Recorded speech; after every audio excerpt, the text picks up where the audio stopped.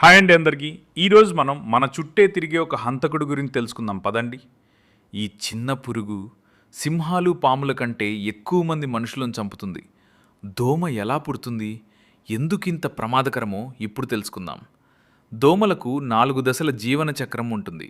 గుడ్డు larva pupa పెద్ద దోమ. ఈ మొత్తం ప్రక్రియకి కేవలం 7 నుంచి 14 రోజులు సరిపోతాయి. అవసరం ఒక్కటే, నీరు. మనుషులను కరిచేది ఆడదోమ మాత్రమే. జీవితంలో ఎన్నిసార్లైనా గుడ్డు పెడుతుంది. మొత్తం మీద 1,000కి పైగా దోమలకి జన్మనిస్తుంది. దోమలకు మురికి నీరు అవసరం లేదు. చిన్నగా నిలిచిన నీరు చాలు. సాధారణ ప్రదేశాలు: తెరిచి ఉన్న వాటర్ ట్యాంకులు, కూలర్లు, పూల కుండీలు, పాత టైర్లు, బకెట్లు, డ్రమ్ములు, కొబ్బరి చెక్కలు. కన్స్ట్రక్షన్ సైట్లు, మూసుకుపోయిన డ్రైన్లు. కొన్ని రకాల దోమలు నీటి పక్కన తడి ఉన్న చోట కూడా గుడ్డు పెడతాయి. 24 నుంచి 48 గంటల్లో గుడ్లు లార్వాలుగా మారతాయి. లార్వా నీటిలో జీవిస్తున్న తర్వాత ప్యూపా చివరికి పెద్ద దోమగా బయటకు వస్తుంది. నీరు లేకపోతే దోమ లేదు. దోమ పొడవు కేవలం 3 నుంచి 6 మిల్లీమీటర్లు. అతి పెద్దదైన 15 మిల్లీమీటర్లే. కానీ దాని ప్రభావం చాలా పెద్దది.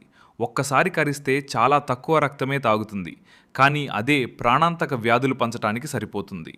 దోమల ద్వారా వచ్చే వ్యాధులు: డెంగ్యూ, రక్తపు ప్లేట్లెట్స్ వేగంగా పడిపోవడం వల్ల ప్రాణాపాయం కలిగించే జ్వరం. మలేరియా, సరైన చికిత్స లేకపోతే మెదడు దెబ్బతిని మరణానికి దారితీసే వ్యాధి. చికున్ గున్యా, తీవ్రమైన కీళ్ల నొప్పులతో నెలల తరబడి జీవన నాణ్యతను తగ్గించే జ్వరం. జికా, గర్భిణీల్లో శిశువుకు మెదడు అభివృద్ధి లోపాలు కలిగించే ప్రమాదకర వైరస్. జపనీస్ ఎన్సెఫలైటిస్, మీ మెదడుకు తీవ్రమైన వాపు వచ్చి శాశ్వత నష్టం లేదా మరణం కలిగించే వ్యాధి. ఫైలేరియా, శరీర భాగాలు శాశ్వతంగా ఉబ్బిపోయి జీవితాంతం వైకల్యం కలిగించే వ్యాధి. ఒక్క దోమ కూడా హానికరం కాదనుకోవద్దు. నిలిచిన నీటిని తొలగించండి. దోమల చక్రాన్ని బ్రేక్ చేయండి. ఇలాంటి నిజమైన సైన్స్ వీడియోల కోసం ఫాలో అవ్వండి.